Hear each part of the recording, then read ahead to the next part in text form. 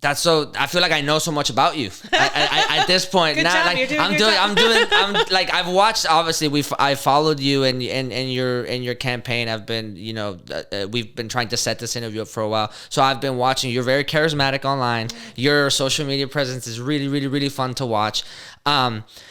But these are some of the things that I'm like, man, I just on a personal level, because I know that people that are politicians are also people. So I'm like, I want to know, what is the start? How did we get to this point where you're now in front of this camera trying to speak on behalf of people? Mm-hmm. And then in your case, the soft spot for me is speak for people that are marginalized or voiceless, and that to me is extremely powerful. So I just wanted to kind of get a little bit of your story there so that we can put some context to the decision. Because I think it matters in the historical context of those kinds of things. I think it matters a lot with intention. Tell me about how the campaign has been feeling, or what are the things that you've learned? Mm-hmm.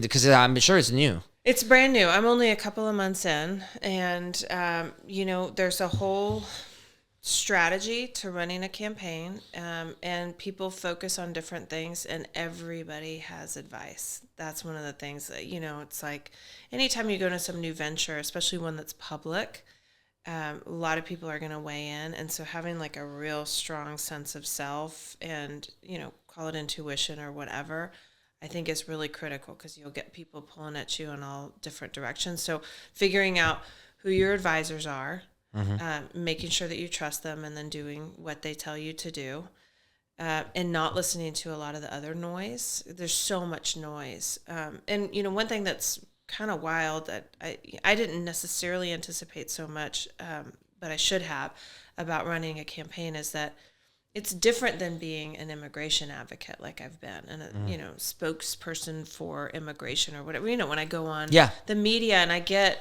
a ton of hate comments, and people will attack me personally. I mean, they attack the way I look and the way I speak and all sorts of things. But I'm there. I'm there as an immigration lawyer speaking on the cause of immigration. But when you run for office, you become the product, or whatever word you want to use, and so it's a wild thing to invite anyone around you to opine and judge you for who you are as a person, what you stand for, what you believe in, how you show up in the world, what you've done, and whether you're worthy. And that is the reality of politics. That's what you do when you run for office. I'm not saying that it should be a different way, but that reality is jarring, for at first. But I think even just a couple of months in, I can already feel my skin thickening, when I go into a space and there's judgment all around me, and I've decided what matters to me. And there are people whose opinions really do matter. And then there are people whose opinions just don't matter to me. Mm-hmm. So that's one big lesson. And then, how to run a campaign. Raising money sucks. Raising money always sucks. It's the worst. Oh, God. I'll tell you, we're self-funded, so raising money sucks. But yeah, I get that part. Is that ever a point of concern for you, with knowing that it's a necessary evil in the world of politics, but then also, like, does it come with an implied, especially the bigger that you get? Are you ever thinking about that, or do you even have aspirations to go further along than what you're going through currently? I'm just like staying present. I don't know. Do I have big aspirations? I'll tell you what my aspirations are at the end of this lifetime. Like, if you think about, like, what do you want people to say at your funeral? I want people to say, that I was a good mother, a good friend, a good wife, and that because of my actions, that the conversation around immigration and the policies around immigration in this country changed. So would that probably lead me to something else, whether that's in politics or not? Yeah, I'm sure. That's what I'm after. That's what I want at the end of this life, is immigration reform and people to respect immigrants when they talk about them in this country. Okay. Get back to that. That's actually very specific. Yeah. Yeah. So it's also great, because it also means, each of these steps along the way, I'm not losing sight of the North Star. That's your North Star. That's it. Immigration reform. It is. It is. That's very powerful, because I think that is the most non-politician answer that you've ever that a politician, Yeah. Because you prepare for it. You're like, oh my God, the politician is going to give me a political answer, right? They're going to give me the song and dance. So for you to just be able to say like, no, I want one thing. This is the thing that I'm going for, because this is the thing that where my heart really lies, and doesn't really matter if it's through this avenue, all of the avenues. Like, that's what we're working towards. That's it. And so someone might say, okay, well then why are you running for the Texas House? Like, what are you going to do in the Texas House about federal immigration reform? Well, I'll tell you, the state of Texas is a complete disaster when it comes to immigration policy.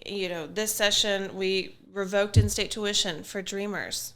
Like, thousands of students are having to withdraw from school because of this policy. Right. We mandated sheriffs cooperate with ICE all over the state of Texas, even though just sheriffs came in and testified that they didn't want to. Last session, we had Senate Bill 4, which created a whole deportation mechanism within the state of Texas. And we've spent, since 2020, I think it is, $11 billion on immigration enforcement in the state of Texas. That figure represents 20% of the public education spend. So let's just say if we were to take what we spend annually on Operation Lone Star immigration enforcement, and we were to funnel that instead toward public education in the state of Texas, we could give each teacher an $8,000 annual raise. We could triple the mental health services for students in Texas. We could add 60,000 more kids to free preschool. So is there other good stuff that we can do? Yeah. But there's immigration work to be done within the state of Texas. And so it's not like, oh, I've got my eyes on this other thing, and so I'm going to just come over here and play around and pretend like I'm doing stuff that's not on that pathway. Like, there's a lot to be done within Texas. Well, and there's also a domino effect. I talk about this all the time. I grew up in a lower income inner city Houston neighborhood. There's a domino effect to all of that. If you don't, which to be fair, I think a lot of Republican voters would probably really gravitate towards. If the sticking point is you want a better economy, if the sticking point is that you want a better flow of the American dollar, if the sticking point is that you want safer places, which is all big neon sign letterheads for Republican policies, then education is a big deal, because then you have a generation after generation of population that have a higher chance of getting out of high school, but statistically speaking, will go to college more, will get out of college, will be able to understand the value of their income, will be able to change the lives of themselves, of their parents, that will be able to set the trajectory for their own children after the fact. So you're looking at a 20, 25, 30-year plan of a small ripple effect that then transforms an economy, transforms a neighborhood, and that all of a sudden now starts to pull at the thread of things that people in lower income communities also care about: gentrification, public school system funding, and then those, people will start getting involved in their own community elections. Who's on the school board? Who's not? Like, all of a sudden, awareness and starts to become a big factor instead of fighting for survival, which is I think, the secret weapon of the Republican Party. Because again, just a case study of my own neighborhood, I'm extremely fortunate enough and lucky enough that I managed to get so lucky and make certain choices that I didn't end up on the what I call the three-pronged outcome, which is jail, death, or just poor in the same neighborhood. Like, I managed to just escape that. That's not the case for a lot of people. And I tell people all the time, almost every single person in the community that I grew up with was, if not an immigrant, a first generation, second generation American. And I can promise you, like 50 to 60% of all those people were better than me at a lot of things. So this arbitrary I get used as a scapegoat a lot. Oh, you're one of the good ones. You're what, and I'm like, no. Like this whole community could have been a case study of what it means to be a great American community with the right policies, and how public education could really be a long-term solution for a lot of problems.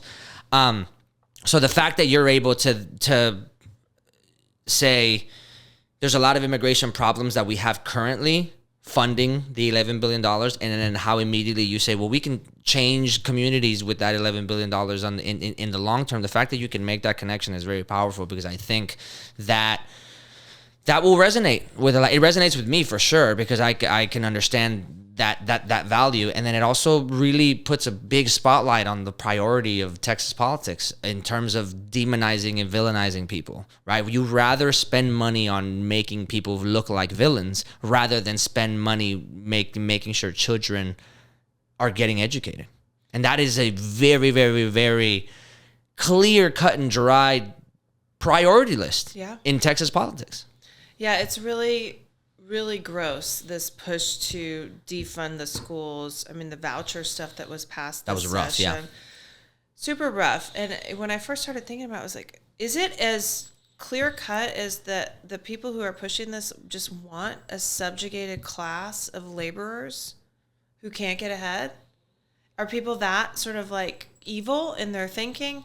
And maybe there are a few of those. I think most of the people who support it, there's a lot of like Christian nationalism and, parental choice, and parents want to be able to like, teach their kids whatever they want. Which is problematic in and of itself. Like, yeah. I think back to my high school. I'm like, some of you guys should be nowhere near a chemistry book trying to tell your kids what to do. Nowhere near. But I digress. Yeah. I mean, it's like, why are people pushing for worse education? And to your point, don't we all just know that we're better off when all the kids have equal opportunity and happier to thrive? Mm-hmm. I mean, isn't that just so obvious? To me, that's so obvious. I actually don't think it's obvious to some people. And I haven't gone to the bottom of this. I know that there's some very powerful people, a small group of very rich people. The running theme. Yeah. For the vouchers, and there were some people who I think stood to benefit from governmental contracts from the vouchers. Of course. Some people are, Christian nationalist types. And I don't know. I mean, what they tell themselves behind closed doors. I haven't gotten to the bottom of that yet. But one thing is I do pull at these threads. I am really curious about this, and I will tell the truth about what I'm thinking and finding. And when thinking about going into the Texas legislature as a Democrat in 2026 or 27, I'm not under the illusion that I'm going to be in there just like canceling Operation Lone Star and funding the schools. Day one. That's a tall order, Kate. But I mean, I will build bridges where I can. I'll go in and I'll talk to people across the aisle and find out, like, where can we find common ground and do things together. And I will be extremely loud and noisy when I'm playing defense in there. And when they're passing stuff that's unconstitutional or illegal or just flat out impractical, I will bring all of that to debate on the floor. And this is where some of my, like, social media stuff and my actual media and debates and all that can come in. I think some people might look at me as a candidate and be like, oh, she's just a social media person or whatever. It's like, okay, I also know how to create a soundbite and to push back on something and get in the Capitol and do something loud that maybe goes viral. Maybe that's what I'm doing. Maybe I'm playing defense, in there. Yeah, you can use that as a tool. Yeah. We can help you. Oh, I will gladly help with me and all my team. We if you need help, we will rally. Okay, great. That's powerful.